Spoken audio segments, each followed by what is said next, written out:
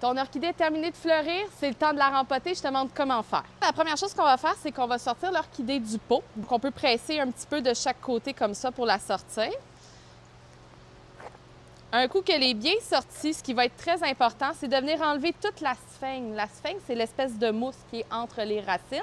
On va la transférer en copeaux de bois. C'est beaucoup plus aéré pour elle. Donc, comme que j'ai dit dans la vidéo précédente, la sphaigne, c'est vraiment pour le transport vu que ça retient beaucoup l'humidité. Toi, à la maison, il faut que ça soit très aéré si tu veux la garder sur du long terme. Donc, je te montre comment on fait.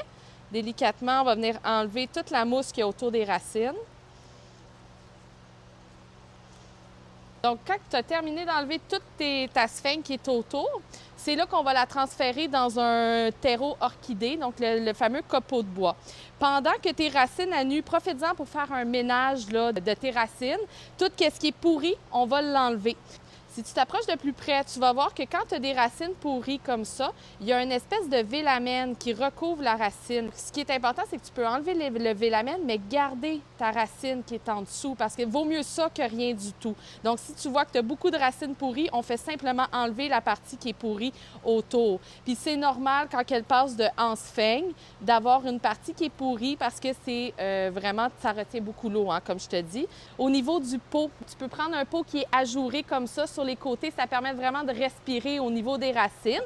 Sinon, on peut aller aussi avec des pots qui sont en plastique, qui sont mous. Ça peut faire le travail aussi sans problème. Ce qui est important, c'est que tu veux que ce soit un pot transparent parce que, premièrement, bien, ça va te permettre de voir l'état des racines, donc si elle a soif ou non. Et aussi, les orchidées font de la photosynthèse par les racines. Donc, c'est important d'avoir quelque chose qui va laisser passer la lumière. Je te montre comment on fait. On va le placer dedans. Et c'est super important, il faut toujours que tu colles tes racines le long de la paroi. Comme ça va te permettre de pouvoir voir où est-ce qu'elle en est rendue au niveau de son arrosage. Si tu mets toutes tes racines au centre, tu ne verras pas dans quel état elle est. Donc, je m'assure toujours d'avoir quelques racines qui sont collées le long de la paroi. Et je m'en viens remplir avec mon substrat orchidée. Et puis là, tu vas venir pousser avec tes doigts pour venir rentrer le substrat comme il faut. Donc là, je sais que tu as l'habitude probablement à la maison, quand tu termines un rempotage, de faire un arrosage.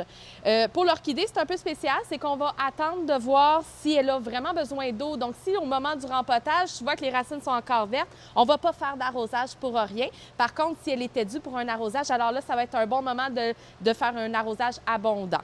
Par la suite, si jamais tu avais beaucoup de racines aériennes, ça va être le temps aussi de les rentrer à l'intérieur du pot pour que ça fasse plus joli. Puis ces racines-là vont commencer vraiment à être utiles pour la plante. Si jamais, toi, ça t'intéresse d'essayer aussi une autre technique pour le rempotage de l'orchidée, suis-nous parce que je vais faire une vidéo sur comment faire en semi-hydro, de manière un petit peu plus simple au niveau de l'arrosage. Sinon, bien, oublie pas qu'en bas à droite, tu as un petit ruban, puis ça sert à enregistrer la vidéo si tu as envie qu'on le fasse ensemble, étape par étape, quand tu vas être prête de rempoter ton orchidée. Et si tu as des questions ou tu veux nous montrer le résultat final, envoie-nous ça en commentaire. À bientôt!